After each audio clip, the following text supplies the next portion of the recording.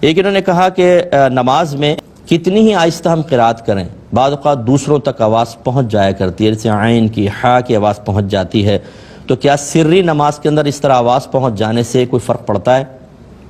دیکھیں نہیں پڑتا۔ مسئلہ یہ ہوتا ہے، اچھی طرح یاد رکھیں، جب آپ اکیلے بھی نماز پڑھ رہے ہیں تو کم از کم اتنی آواز سے پڑھنا واجب ہے کہ آپ کی اپنی آواز اپنے کان تک پہنچ جائے۔ لہذا نماز میں جو کچھ پڑھنا فرض ہے اس میں اتنی آواز کان تک پہنچانا فرض، جو کچھ پڑھنا واجب ہے اتنی آواز کان تک پہنچانا واجب۔ جو سنت اور نفل وغیرہ چیزیں ہیں، یعنی اس میں مستحب چیزیں پڑھنا، ان میں سنت یا مستحب ہوتا ہے کہ کان تک آواز پہنچے۔ لہذا جو پڑھنا فرض تھا اگر اس میں آواز کان تک نہیں پہنچی تو فرض ترک ہو گیا، نماز ہی نہیں ہوگی۔ جو واجب تھا اگر آپ نے کان تک آواز نہیں پہنچائی تو واجب ترک ہوا، نماز پڑھ لی، واجب العیادہ ہوگی، دوبارہ زندگی میں پڑھنی پڑے گی۔ اور جس کا پڑھنا سنت یا مستحب تھا اس میں اگر کان تک آواز نہیں پہنچی تو آپ کی نماز ہو گئی، اس کو دہرانے کی بھی حاجت نہیں، ثواب میں تھوڑی کمی ضرور ہوگی۔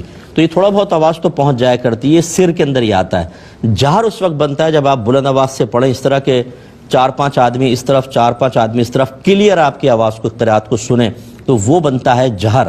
یہ اگر سری نماز میں آپ نے ایک آیت بھی اس طرح بلند آواز سے پڑھی تو سجدہ صاحب لازم ہو جائے گا، اس میں تھوڑی سی آپ احتیاط ضرور کیجئے گا۔